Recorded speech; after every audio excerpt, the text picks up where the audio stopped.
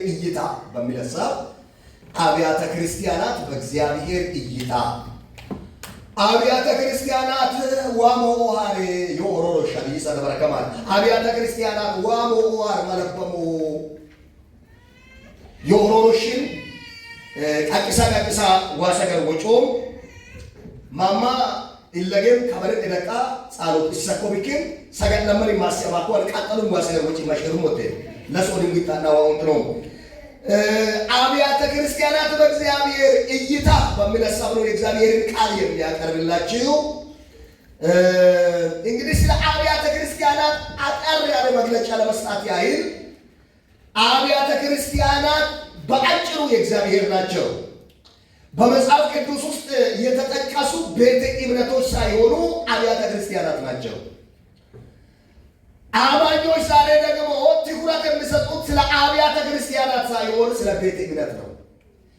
የብዙ አማኞች ሕይወት በሌላ ዘረኛ ከመሆን አልፎ ደግሞ ከሌላ ነገር ያመለጠው ደግሞ በቤተ እምነት ላይ ዘረኛ ነው።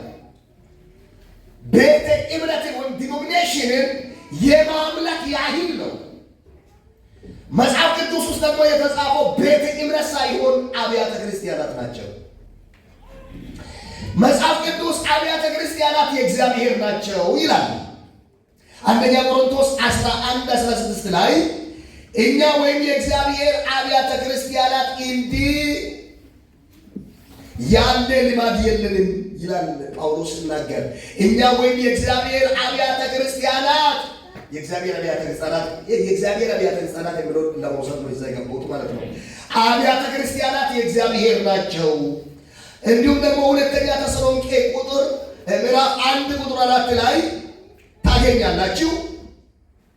በተቀደሰ አሳሳብ እርስ በርሳችሁ ሰላምታ ተሰጣጡ፣ የክርስቶስ አብያተ ክርስቲያናት ሁሉ ሰላምታ ያቀርቡላችኋል ይላል። ስለዚህ አብያተ ክርስቲያናትን መጽሐፍ ቅዱስ የክርስቶስ ናቸው ይላል። አብያተ ክርስቲያናትን የክርስቶስ ናቸው ይላል። ኢየሱስ ጌታ ነው። ታዲያ በመጽሐፍ ቅዱስ ውስጥ ጎልቶ የምታዩ እኛ ባለንበት በአሁን ዘመን ሳይሆን መጽሐፍ ቅዱስ ወይም አዲስ ኪዳን መጽሐፍ በተጻፈበት ዘመን ጎልቶ የተጠቀሱ 4 አብያተ ክርስቲያናት አሉ። 4 አብያተ ክርስቲያናት። አንደኛው አንድ ላይ ነው አያይዞ የምናገረው በይሁዳ በገሊላና በሰማርያ የነበሩ አብያተ ክርስቲያናት ተብሎ ይጠራሉ። የመጀመሪያ ናቸው እነዚህ። በይሁዳ በገሊላ እና በሰማርያ የነበሩ አብያተ ክርስቲያናት ናቸው ይላል የሐዋርያት ሥራ ምዕራፍ 9:31 ላይ ማለት ነው።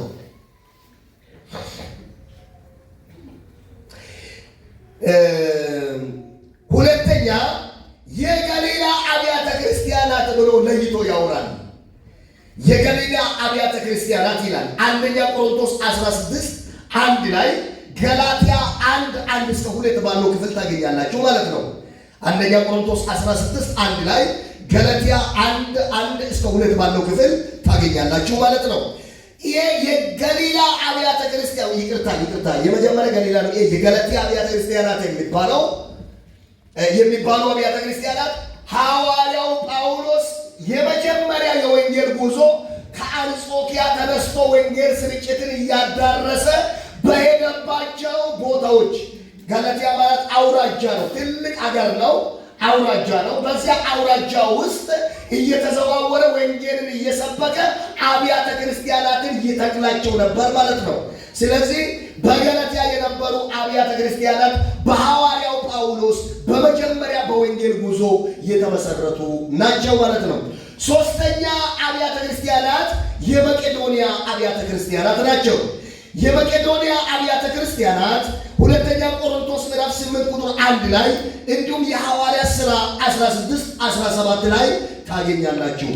እነዚህ የመቄዶንያ አብያተ ክርስቲያናት የሚባሉ ደግሞ በተሰሎንቄ ላይ በፊልጵስዩስ ከተማዎች ላይ የነበሩ በጣም በመልካም ስነ ምግባራቸው የታወቁ ሐዋርያው ጳውሎስ ሁለተኛ የወንጌል ጉዞ ባደረገ ጊዜ በሁለተኛ ወንጌል ጉዞ የተመሰረቱ አብያተ ክርስቲያናት ናቸው። አራተኛ በእስያ የነበሩ ወይም የእስያ አብያተ ክርስቲያናት ናቸው። በትንሿ እስያ ወይም ኤዥያ ዘንድሮ አጠራር በኤዥያ ውስጥ በእስያ ውስጥ የነበሩ አብያተ ክርስቲያናት ናቸው። እነዚህን የምትመለከቱት አንደኛ ቆሮንቶስ 16:19 ላይ እንዲሁም ራዕይ ምዕራፍ 1-3 ባለው ክፍል ታገኛላችሁ። ስለ እነዚህ አብያተ ክርስቲያናት በሰፊው የምታገኙት በዮሐንስ ራዕይ ምዕራፍ 1 ምዕራፍ 1 እስከ ምዕራፍ 3 ምዕራፍ 1 ምዕራፍ 2 ምዕራፍ 3 ላይ ያለውን ስታነቡ የምታገኟቸው አብያተ ክርስቲያናት ናቸው። እነዚህ የእስያ እንዴት አላችሁ? ከኔ ጋር እስቲ አሳዩ እጃችሁ። ጌታ ኢየሱስ ጌታ ነው። ከኔ ጋር ስትሆኑ ቃል እየተናገር ወይ አንገት መነቅነቅ ወይም እናገረውን የሆነ ምልክት መስጠት ካልሆነማ ከኔ ጋር መሆኔን በምን አውቃለሁ? ኢየሱስ ጌታ ነው። ሰላም ናቸው። ተከታተሉ። ደግሞ ከኔ አጠገብ ያለ ሰው ምን እየሰራ እንደሆነ ይሁን ስልክ ከፍቶ መጽሐፍ እያነበበ ይሁን ቲክቶክ ውስጥ ገብቶ ይሁን እንትን የሆነ እንደሆነ አይተው አናምናቸው። ስለዚህ ቀስ ብላችሁ ተከታተሉ። አሁን ይሄ ቃል እየተሰበከ ሌላ ነገር ከፍቶ ቢያይ ሰው እሱ ጤናማ አይደለም፣ ጸሎት ያስፈልገዋል። እሱ ጤናማ ሰው አይደለም። ስለዚህ ተከታተሉ። እየተከታተላችሁ እኔ አሁን ወደዛ መጥቼ ለመናገር ስለማይመቸኝ እያያችሁ ምን ማድረግ ኮንቴንት ማድረግ ተው። አይበጅሽም ማለት ጥሩ ነው። እንቀጥል። እነዚህ የእስያ አብያተ ክርስቲያናት የሚባሉ 7 ናቸው። 7ቱንም እንደነገርኳችሁ በዮሐንስ ራዕይ ላይ እንመለከታቸዋለን። የዮሐንስ ራዕይን ሳምንት አገልጋይ ወንድማችን ጎድሶ ስለ ዮሐንስ ወንጌል ሲናገር ሐዋርያው ዮሐንስ የጻፋቸው 5 መጽሐፎችን ሲተነትናቸው ወይም ሲዘረዝራቸው ሐዋርያው ዮሐንስ ከጻፋቸው መጽሐፎች አንዱ እንደሆነ የራዕይን መጽሐፍ አስቀምጦልናል። እንግዲህ የዮሐንስ ራዕይ የተጻፈው ከ85 እስከ 96 ዓመተ ምህረት ባለው ክፍል የተጻፈ መጽሐፍ እንደሆነ በግልጽ ይናገራል። የተጻፈው ሐዋርያው ዮሐንስ ፊጥሞ በምትባል ዳሴት ላይ ሆኖ ነበር የዮሐንስ ራዕይን የጻፈው። ብዙ ማብራሪያ ለመስጠት ጊዜን ለመጠቀም ስለሚፈልግ እነዚህ 7ቱ አብያተ ክርስቲያናት ጉዳይ ላይ ጥቂት ነገሮችን ለዛሬ አወራለሁ። በሌላ ጊዜ ቀጣይ ክፍሉን ይዤላችሁ ቀርባለሁ። እነዚህ 7ቱ አብያተ ክርስቲያናትን ለማግኘትም አንዳንድ መልእክቶችንም ለማግኘት ያህል የዮሐንስ ራዕይን ምዕራፍ 1ን ሁላችንም እንገልጣለን። የዮሐንስ ራዕይ ምዕራፍ 1ን ሁላችንም እንገልጣለን። የዮሐንስ ራዕይ ምዕራፍ 1 እኔ አነባለሁ፣ እናንተ ተከታተሉ። እንዲህ ይነበባል። ቶሎ ይሆን ዘንድ የሚገባውን ነገር ለባሪያዎች ያሳይ ዘንድ እግዚአብሔር ለኢየሱስ ክርስቶስ የሰጠው በእርሱም የተገለጠው ለባሪያው ለዮሐንስ አመለከተ። ኢየሱስ በመልአኩ በኩል ለባሪያው ለዮሐንስ አመለከተ። እርሱም ለእግዚአብሔር ቃልና ለኢየሱስ ክርስቶስ ምስክር ላየው ሁሉ መሰከረ። ዘመኑ ቀርቧልና የሚያነበው የትንቢቱን ቃል የሚሰሙትና በውስጡ የተጻፈውን የሚጠብቁት ብፁዓን ናቸው። ቁጥሩ 4 እና 5 ዮሐንስ በእስያ ላሉት ለ7ቱ አብያተ ክርስቲያናት ካለውና ከነበረው ከሚመጣው በዙፋኑም ፊት ካሉት ከ7ቱ መናፍስት ከታመነው ምስክር ከሙታንም በኩር የምድርም ነገሥታት ገዢ ደሰይን ሃሌሉያ የምድርም ነገሥታት ገዢ ከሆነው ከኢየሱስ ክርስቶስ ጸጋና ሰላም ለእናንተ ይሁን። አሜን። አረ ጸጋና ሰላም ለእናንተ ይሁን። ቁጥር 6 ላይ ለወደደን ከኃጢአታችንም በደሙ ላጠበን መንግሥትም ለአምላኩና ለአባቱ ካህናት እንድንሆን ላደረገ ለእርሱ ከዘላለም እስከ ዘላለም ድረስ ክብርና ኃይል ይሁን። አሜን። ሃሌሉያ። ቁጥር 7 ላይ እነሆ ከደመና ጋር ይመጣል። ሃሌሉያ። ዓይኑም ሁሉ የወጉትም ያዩታል፣ የምድርም ነገሥታት የምድርም ወገኖች ሁሉ ስለ እርሱ ዋይ ዋይ ይላሉ። አሁን አሜን። ቁጥር 8 ላይ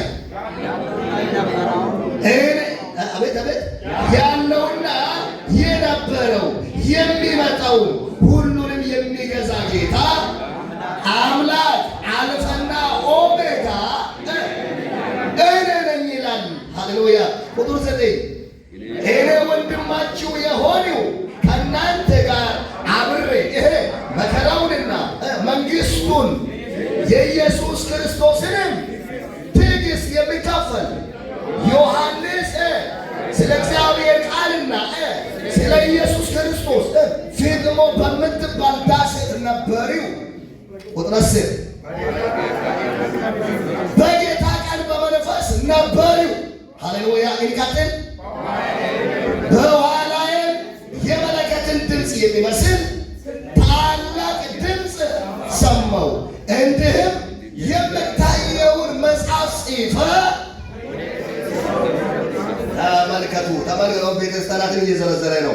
ወደ ኤፌሶንና ወደ ሰምርኔስ፣ ወደ ጴርጋሞንም፣ ወደ ቲያጥሮንም፣ ወደ ሳርዴስም፣ ወደ ፊላዴልፊያም፣ ወደ ሎዶቅያም በእስያ ወዳሉት ወደ 7ቱ አብያተ ክርስቲያናት ላክ አለኝ። ቁጥር 12 የምናገረኝንም ድምፅ ለማየት ዞር አልሁ። ዞር ብዬም 7ቱ የወርቅ መቅረዞች አየሁ። በመቅረዞቹ መካከል የሰውን ልጅ የሚመስለውን አየሁ። እርሱም እስከ እግሩ ድረስ ልብስ የለበሰው ደረቱንም በወርቅ መታጠቂያ የታጠቀ ነበር።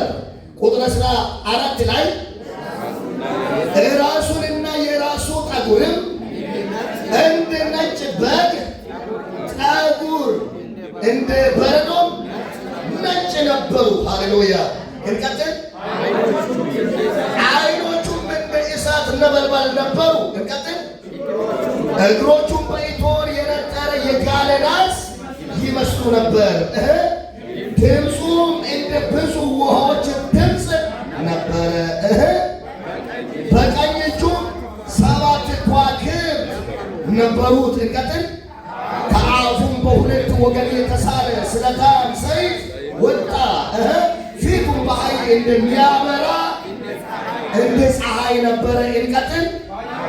ባየሁት ጊዜ እንደ ሞተ ሰው ሆኜ ከእግሩ በታች ወደቅሁ። ቀኝ እጁንም ጫነብኝ፣ እንዲህም አለኝ አትፍራ፣ ፊተኛውና መጨረሻው ሕያው እኔ ነኝ። ሞቼ ነበሩ፣ እነሆ ከዘላለም እስከ ዘላለም ድረስ ምን ሆኛለሁ? ሕያው ሆኛለሁ። እንቀጥል። የሞትና የሲኦልንም መክፈቻ አለ። የሲኦልን መክፈቻ አለ። እንቀጥል። እንግዲህ ያየኸው አሁንም ያለውን ከዚህም በኋላ ይሆን ዘንድ ያለውን ጻፍ። ቁጥረያ በቀኝ እጄ ያያቸው 7ቱ ከዋክብትና የ7ቱ የወርቅ መቅረዞች ምስጢር ይህ ነው።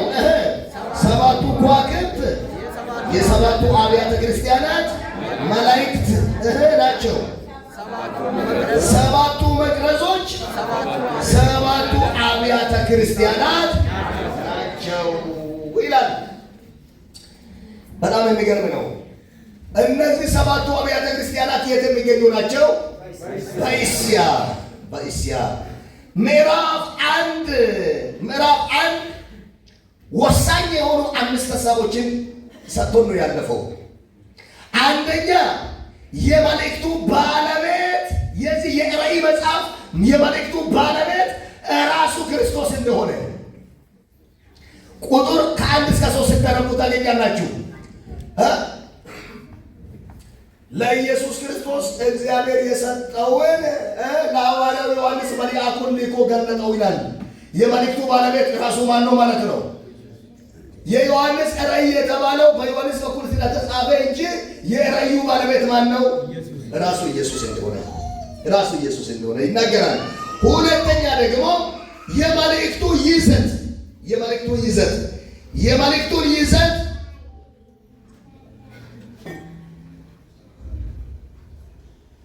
ቁጥር 5 ላይ የምታገኙት ይሆናል።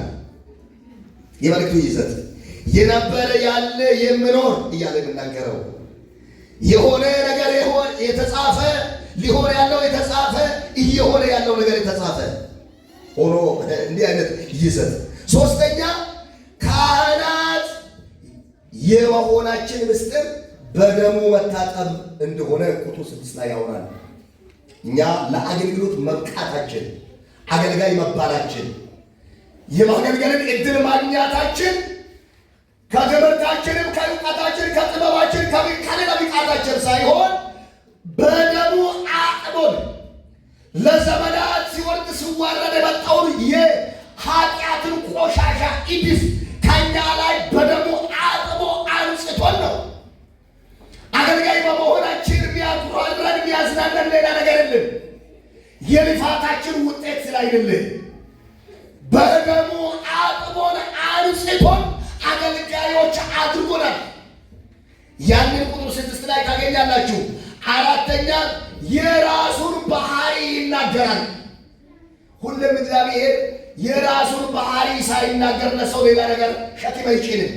እግዚአብሔር ማን እንደሆነ ሳታውቁ፣ እሱ ማን እንደሆነ ሳይገባችሁ፣ የራሱን ማንነት ሳይነግራችሁ ሌላ ሸክም አይጭንባችሁ። ለሰባቱም አብያተ ክርስቲያናት ሌላ መልእክት እየሰጣቸው አስቀድሞ የምናገረው ቁጥር 8 ላይ ምን ብሎ ይናገራል? አልፈና ኦሜጋ ፊተኛና ኋለኛ እኔ ነኝ። ወይም የመጀመሪያና የመጨረሻው አልፈና ኦሜጋ እኔ ነኝ ይላል። ይሄ የራሱ ባህሪ ነው። አልፋ ማለት በግሪክ የመጀመሪያ ፊደል ነው። ኦሜጋ ማለት የግሪኮች የመጨረሻ ፊደል ነው። አልፋን አልፎ ሌላ በእውቀት በትምህርት ዓለም ላይ ግሪኮች የመጀመሪያ ናቸው። ዓለም ላይ በስልጣኔ የመጀመሪያ ናቸው ግሪኮች። ትምህርት የሚባል ነገር የመጣው ከነሱ በኩል ስለነበረ እውቀት የሚባል ነገር ከነሱ ጋር በኩል ነው የመጣው። ይሄ ደግሞ የአዲስ ኪዳን መጽሐፍ በሚጻፍበት ዘመን ዓለምን የተቆጣጠረው የግሪኮች እውቀት ስለነበረ፣ ስለዚህ ሁሉም እውቀት የሚሸምተው ከግሪክ ስለነበረ የግሪክ ዩኒቨርሲቲዎች ወይም ባያለ የግሪክ ትምህርት ቤቶች በጣም ታዋቂዎች ስለነበሩ ማለት ነው። እንግዲህ አልፋ ሲባል አልፋ የሚባለው በእንግሊዝኛ ኤ የሚባል ፊደል፣ በአማርኛ ወይም በአማርኛ ሀ የሚባል ፊደል፣ ሀይን አልፎ ቀድሞ የሚመጣ ፊደል የለም። በእንግሊዝኛ ኤ የሚባለውን ፊደል ቀድሞ የሚመጣ የለም። በግሪክኛ አልፋ የሚባለውን ፊደል አልፎ የሚመጣ ቀድሞ የሚገኝ ፊደል የለም። አልፋ ስል ቀዳሚ ነኝ ማለት ነው። ኦሜጋ ስል የመጨረሻ ፊደል ነው። ከዚያ በኋላ ሌላ ፊደል የለም። እኔ የመጨረሻ ነኝ ከኔ በኋላ የለም ማለቱ ነው። ይሄ የራሱ ባህሪ ነው። እግዚአብሔር ቁጥር በሌለበት ዘመን፣ ገደብ በሌለበት ዘመን፣ መነሻ በሌለበት ዘመን ነበረ። እግዚአብሔር ማውቂያ በሌለበት ዘመን ይኖራል። ኢየሱስ ፍጹም አምላክ እንደሆነ የሚያሳይን ክፍል ነው። ከኔ ጋር ናችሁ? እርግጠኛ ናችሁ? አልፋና ኦሜጋ ባሉት እጆቻቸውን ከፍ አድርጋችሁ አውጁዋል። ኢየሱስ አልፋና ኦሜጋ ነው። ፊተኛና ኋለኛ ነው። እሱን የቀደመ የለም፣ ከሱ በኋላ የሚመጣ የለም። አሜን።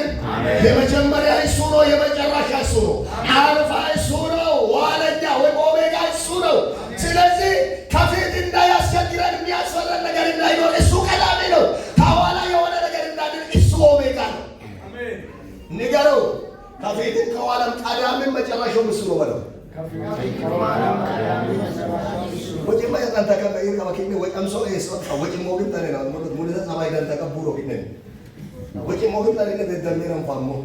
ኢየሱስ ጌታ ነው። እጆቻችሁን ከፍ አድርጋችሁ ኢየሱስ በሉ። ፊተኛና ኋለኛ ነው፣ አልፋና ኦሜጋ ነው። ስለዚህ በሉ ቀዳሚ ችግር የለም፣ ኋላ የሚመጣም ችግር ችግር የለም። ምክንያቱም የኛ ጌታ ሁሉም ነው።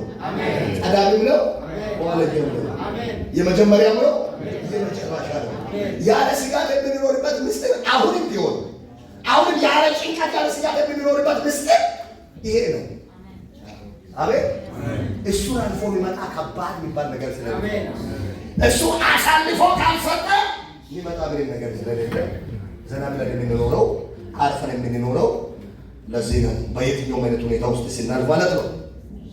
አምስተኛ በዚህ ክፍል ውስጥ በመንፈስ የመሆን ውጤትን አስቀምጦልን ያልፋል። ምዕራፍ 1 ቁጥር 9 ላይ ምን ይላል? ቁጥር 9 ላይ ምንድን ነው ያለው?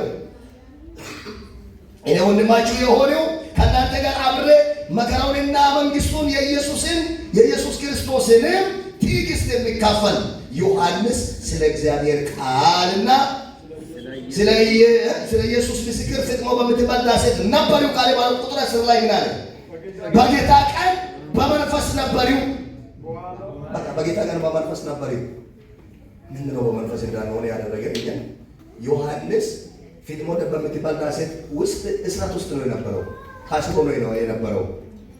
የታሰረው ደግሞ ወንጌል ለምን ሰባክ ነው? ኢየሱስ ጌታ ነው ለምን አልክ? ኢየሱስ ንጉሥ ነው ለምን አልክ ነው። በዚያ ዘመን የነበረው የዓለም ገዢ የሮም ንጉሠ ነገሥት እንደ አምላክም እንደ ጌታም ስለሚወራ ቄሳር ጌታ ነው ስለሚሉ እንዴት ኢየሱስ ጌታ ነው ትላለህ? እንዴት ኢየሱስ አዳኝ ነው ትላለህ? እንዴት ኢየሱስ ንጉሥ ነው ትላለህ? ከቄሳር ሌላ ንጉሥ የለም በሚል አስተሳሰብ ነው የታሰረው። አይታችኋል። ከኢየሱስ ውጭ ሌላ ንጉሥ የለም ብለው ነው፣ ይቅርታ ከቄሳር ውጭ ሌላ ንጉሥ የለም ብለው ነው ያሰሩት። በዛ እስራት ውስጥ ሆኖ በጌታ ቀን አለ በመንፈስ ነበር ይዋለ። በመንፈስ በስጋ የሚያደርገን በሳምንት 6ቱንም ቀን ለራሳችን 7ኛውንም ቀን ለስጋ እንድናስብ የሚያደርግ መንፈስ ይወጋል። ምንም ላይ ፈይደን ምንም በዓለም ላይ ስትኖሩ ከመብላት ከመጠጣት ከመልበስ ውጪ የምትሰሩት ታምር እኮ የለም። ምንም ታምር የለም። መብላት ነው፣ መጠጣት ነው፣ መልበስ ነው፣ ቤት ሰርቶ መኖር ነው፣ መጠበቅ። ከዚያ ውጪ እስቲ ምንድን ነው የምታደርገው ቢባል ምንም አታደርገውም። ግን ምን አደርጋለሁ መሰላችሁ? እዚህ ያለችው እቺ ተይተውን ደቂቃ እንኳን ለስጋ እንድታስቡ ያደርጋል።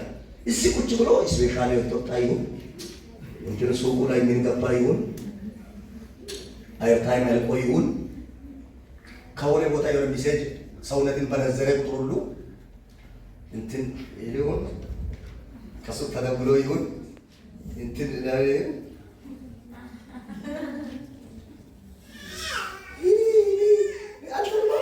አለበት ቆይቻለሁ። ከእናንተ ጸባይ ጋር ተግባብቼ እኮ አይደለም አግባባ ይሆናል ብዬ ነው እየሞከርኩ ያለው እንጂ አልተግባባሁም። የተግባባው እንዳይመስላችሁ እና በእግዚአብሔር ቃል ውስጥ ባሰት ክትር ምትሉ እቺ በሳምንት 6ቱ ቀን ሁሉንም ሰራችሁ፣ 7ኛው ቀን መጣችሁ።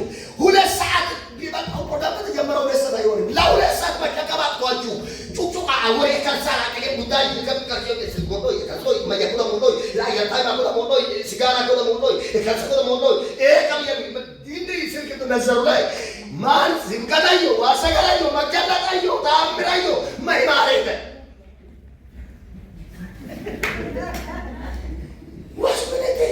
ወስብኔ አዳከ ሁሉ ቤተኒ ያቆይ ወጨላቴ ሲላቄ ሲላቆ ቂጥነከ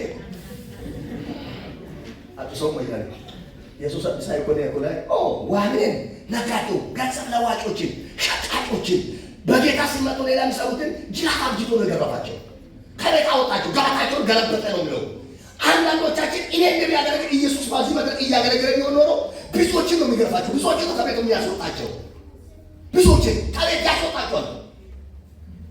እሱ ኢየሱስ ችግር የለበትም።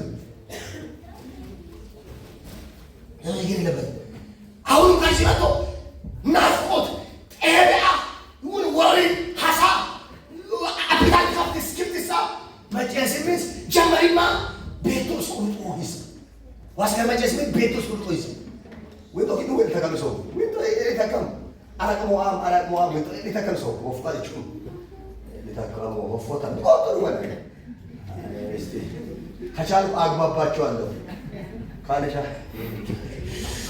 አጠገብ ያለው ሶስት አባይ ነው ይበለው። እስቲ በደንብ በመንፈሱ በለው። በመንፈሱ በለው። በመንፈሱ አምልኮ በመንፈስ አምልክ። ቃል ስትሰማ በመንፈስ ስማ። ቃል እኔ እንደ ጋዜጣ እናንተ ደግሞ እንደ ታዛቢ ሆናችሁ ከተቀመጣችሁ ንግግር እንጂ ተግባር የለውም። በመንፈስ አድምጡ፣ እንደ መልእክት አድምጡ። ወደ ውስጥ እንደ ምግብ ብሉ። ለህይወት እንደሚሆን ነገር ውሰዱ።